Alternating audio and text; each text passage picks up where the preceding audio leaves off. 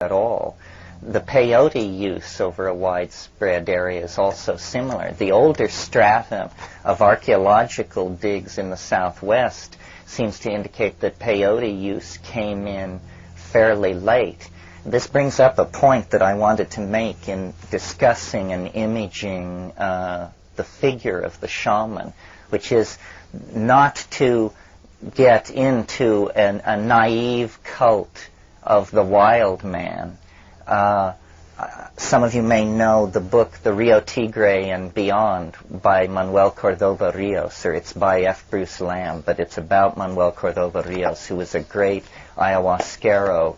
And he describes going on curare collecting and rosewood collecting expeditions into really uncontacted tribal areas in the Amazon. And there he would meet people brewing ayahuasca, completely bare-assed, scarified, hunter-gathering types. And they didn't know how to do it. And it was weak. He took it with them, and it was just a stone drag. So if you know the book, you know that he himself had this history of involvement with ayahuasca. So he made it for them the way he thought it should be made and showed them how to make it. And they had no resistance at all. They said, "My God, you really know how to do this. Our whole culture will now be different. You know, we've just been making weak tea." So there is this thing about how the real access to the shamanic mystery is a shifting doorway. You never know where you're going to find it. When we were in the Amazon in '83, we were dealing with pretty authentic tribal people and asking them about these orally active DMT drugs.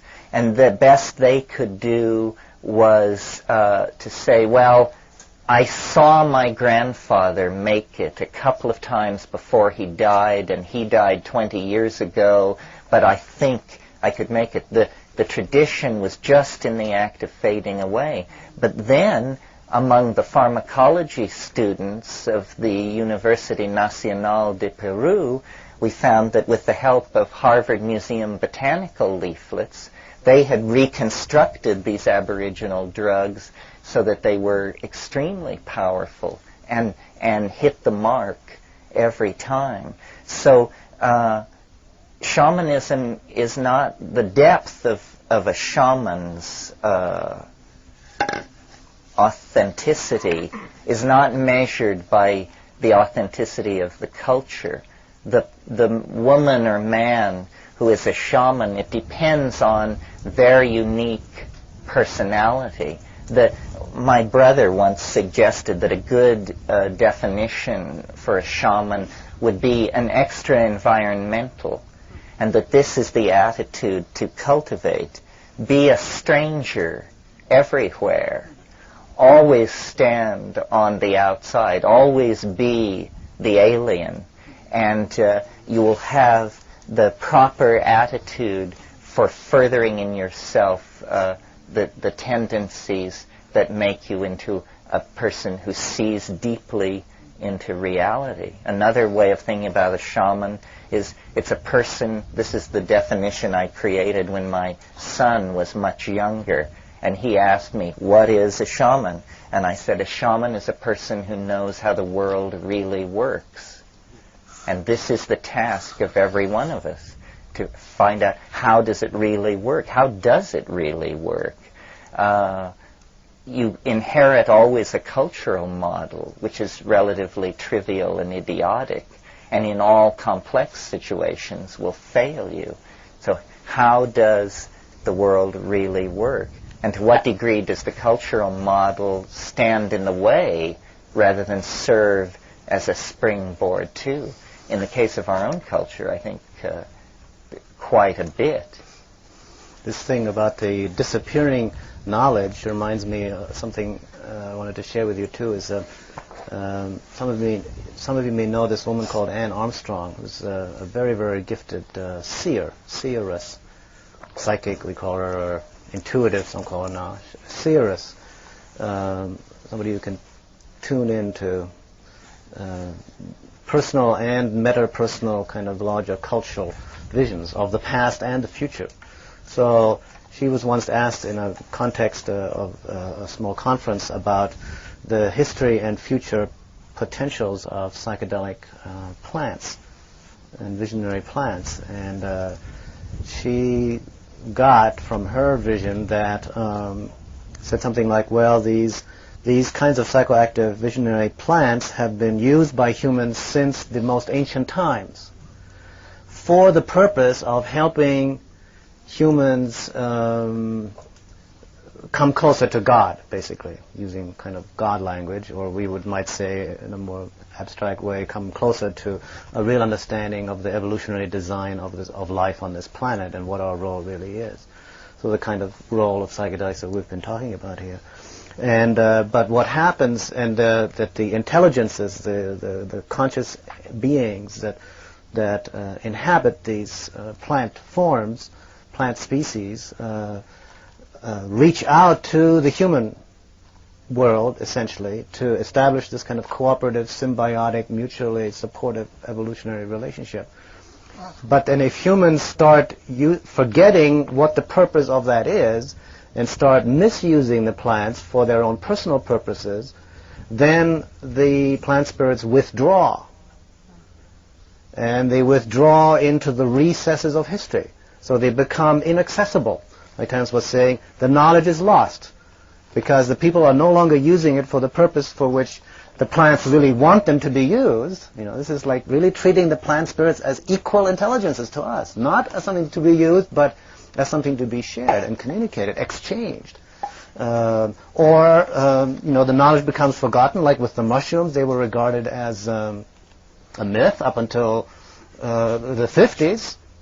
Still in the 20s and 30s, there were anthropological texts that referred to the magic mushroom as a myth. A fairy tale, in other words, a non-true story, a fantasy.